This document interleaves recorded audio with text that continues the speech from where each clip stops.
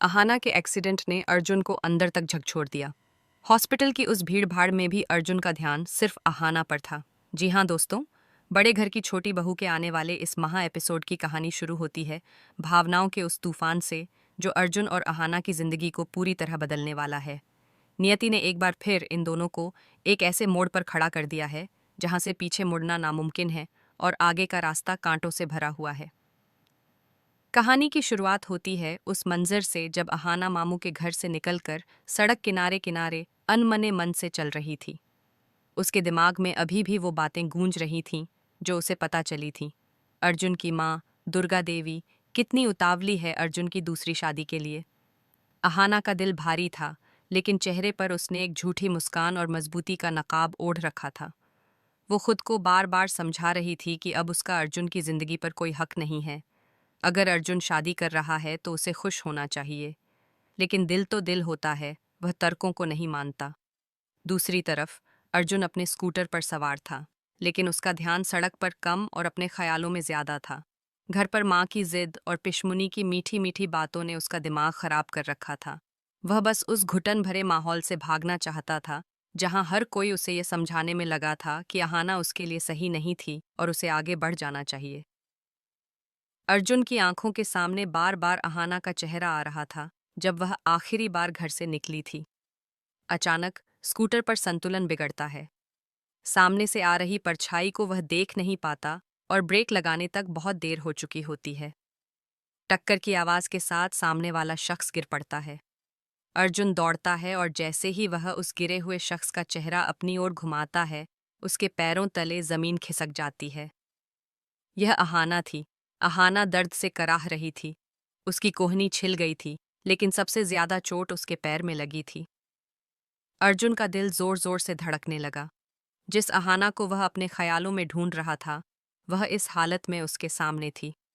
अहाना के पैरों से खून बहते देख अर्जुन का चेहरा पीला पड़ गया। कांपती आवाज में उसने कहा, अहाना, तुम ठीक तो हो? देखो, तुम्हारे पैरों से खून निकल रहा है। अहाना दर्द में थी, लेकिन अर्जुन को इतने करीब और परेशान देखकर वह एक पल के लिए अपना दर्द भूल गई। अर्जुन ने तुरंत फैसला किया। उसने अहाना को अपनी गोद में उठा लिया। वही बाहें जिनमें अहाना कभी दुनिया की सारी सुरक्षा महसूस करती थी, आज फिर उसे सहारा दे रही थीं। वह उसे सड़क के किनारे एक सुरक्षित जगह पर बैठाता है और बिना देर किए उसे अस्पताल ले जाने की ठान लेता है।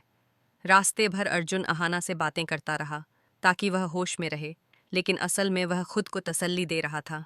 हवा में उड़ते अहाना के बाल अर्जुन के चेहरे को छू रहे थे और वह महसूस कर रहा था कि उसने अपनी जिद और गलतफहमियों में क्या खो दिया है। हॉस्पिटल पहुंचते ही डॉक्टर्स को बुलाया गया। अहाना को ड्रेसिंग रूम में ले जाया गया और अर्जुन बेचैनी से बाहर कॉरिडोर में इधर उधर घूमने लगा। उसकी शर्ट पर अहाना का हल्का सा खून का धब्बा था, जिसे देखकर उसकी रूह कांप गई। यह खून, यह चोट उसे महसूस करा रही थी कि अगर अहाना को कुछ होता तो वह जी नहीं पाता। इसी बीच उसका फोन बजता है। घर से दुर्गा माँ का कॉल था। अर्जुन ने फोन देखा और काट दिया। इस वक्त उसके लिए अहाना की जान और उसके दर्द से बढ़कर कुछ भी महत्वपूर्ण नहीं था। डॉक्टर बाहर आए और बोले कि चोट गहरी थी, लेकिन अब वह खतरे से बाहर है। बस थोड़ा आराम करना होगा। अर्जुन ने राहत की सांस ली और धीरे से अहाना के कमरे में दाखिल हुआ। अहाना बिस्तर पर लेटी थी, उसके पैर पर पट्टी बंधी थी। अर्जुन को देखते ही उसने नजरें झुका लीं। कमरे में खामोशी थी, लेकिन यह खामोशी शब्दों से ज्यादा बोल रही थी। अर्जुन उसके पास कुर्सी पर बैठा और धीरे धीरे बोला, बहुत दर्द हो रहा है? अहाना ने ना में सिर हिलाया, लेकिन उसकी आंखें डबडबा रही थीं। अर्जुन अब और नहीं रोक सका। उसने अहाना का हाथ अपने हाथ में लिया और भावनाओं को शब्दों में पिरोते हुए कहा, मुझे माफ कर दो अहाना। आज जब मैंने तुम्हें उस सड़क। दुर्गा देवी कोर्ट रूम में अचानक बेहोश हो गईं। अर्जुन ने अहाना को घर वापस लाया। जी हाँ दोस्तों, हम बात कर रहे हैं सीरियल बड़े घर की छोटी बहू के आने वाले एपिसोड की। इस समय दुर्गा देवी के दिल में तूफान मचा हुआ था। वह अहाना और अर्जुन के डिवोर्स को लेकर काफ़ी परेशान थीं, क्योंकि वह नहीं चाहती थीं कि अहाना उनसे दूर हो जाए, जिसे वह बहू से ज़्यादा बेटी मानती थीं। कोर्ट रूम में एक तरफ अहाना अपनी तलाक की जिद पर अडिग शोतू मामा के साथ बैठी थी। उसके चेहरे पर एक अजीब सी शांति थी जो उसके अंदरूनी तूफान को छुपा रही थी। ये शांति आत्मसम्मान की जीत की थी, उस दर्दनाक समझौते से मुक्ति की थी जिसे उसकी माँ और भाभी पीढ़ी दर पीढ़ी का नसीब मानकर स्वीकार करने के लिए कह रही थीं। दूसरी तरफ अर्जुन, उसका पति, अपनी माँ दुर्गा देवी और भाई पोल्टू के साथ बैठा था। अर्जुन के चेहरे पर असमंजस था। वह तलाक के लिए तैयार था क्योंकि उसे लगता था कि शायद अहाना के बिना वह खुश रह पाएगा, लेकिन वह यह भी जानता था कि यह फैसला कितना बड़ा और गलत है। बीच में बैठी थी दुर्गा देवी। उनके लिए यह तलाक सिर्फ दो इंसानों का अलगाव नहीं था, यह उनके घर की छोटी बहू का उनसे दूर चले जाना था, जिसे वह बहू से ज्यादा बेटी मानती थीं। उनके दिल में तूफान मचा हुआ था। ममता चीख रही थी, उनके बेटे के फैसले पर सवाल उठा रही थी, जो अपनी पत्नी के मूल्य को समझ नहीं पाया था, और उस बहू के सामने गिड़गिड़ा रही थी, जो अपने आत्मसम्मान के लिए यह कदम उठा रही थी।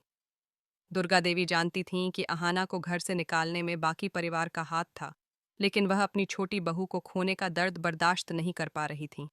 वह नहीं चाहती थीं कि अहाना उनसे दूर हो जाए।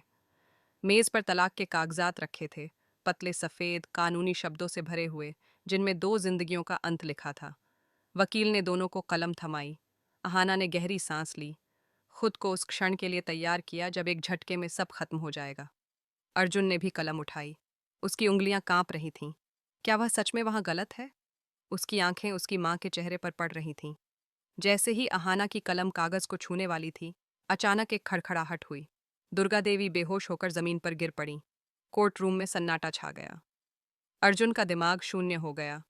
अहाना की आंखों में अपनी सासू मां की चिंता और ममता के सिवा कुछ नहीं था।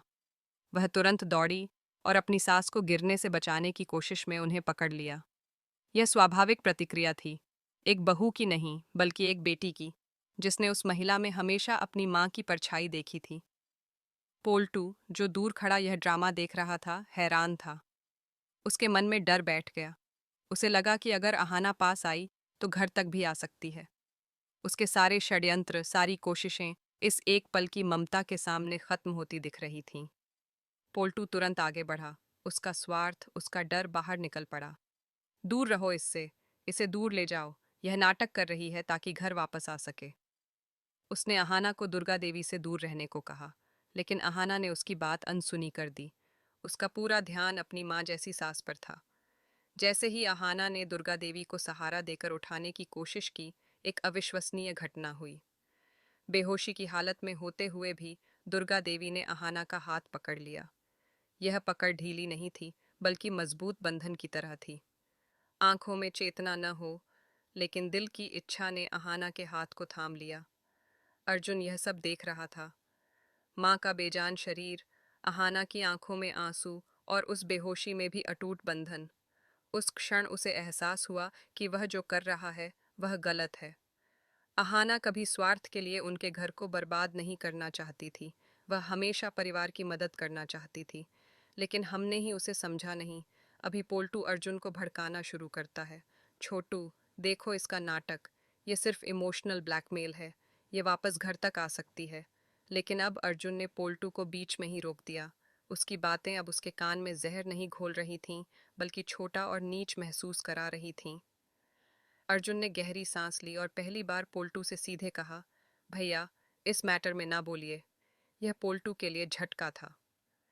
अर्जुन ने पहली बार पोल्टू की बदतमीजियों और षड्यंत्रों पर लगाम लगाई थी।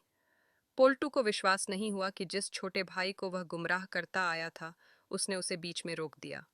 अर्जुन ने फैसला कर लिया। उसने अपनी माँ को उठाया और अहाना की तरफ देखा। उसकी आवाज़ में निश्चितता और विनम्रता थी। माँ की तबीयत ठीक नहीं है, हमें तुरंत उन्हें घर ले जाना होगा। अहाना, तुम भी चलो, माँ को इस वक्त तुम्हारी ज़रूरत है। अहाना ने बिना एक पल सोचे घर जाने को तैयार हो गई। दुर्गा देवी की हालत सबसे बड़ी प्राथमिकता थी। पोल्टू शॉक्ड हो गया। उसका पूरा प्लान, सारी उम्मीदें चकनाचूर हो गईं कि अहाना को तलाक देकर वह अपनी मनमानी कर पाएगा। अर्जुन ने अहाना को घर पहुंचाया। कार में माँ का सिर अर्जुन के कंधे पर था। अहाना चुपचाप पीछे बैठी, उनका हाथ पकड़े हुए। सफर में कोई बातचीत नहीं हुई, लेकिन मौन हजार शब्द बोल रहा था। यह ममता और पश्चाताप का सफर था। अर्जुन को एहसास हुआ कि वह कितना बड़ा गलत कदम उठाने वाला था। घर पहुंचकर दुर्गा देवी को कमरे में लेटाया गया। पोल्टू और उसकी पत्नी मौजूद थे, लेकिन उनकी जुबान पर ताला। अर्जुन ने अहाना को पास बैठने को कहा।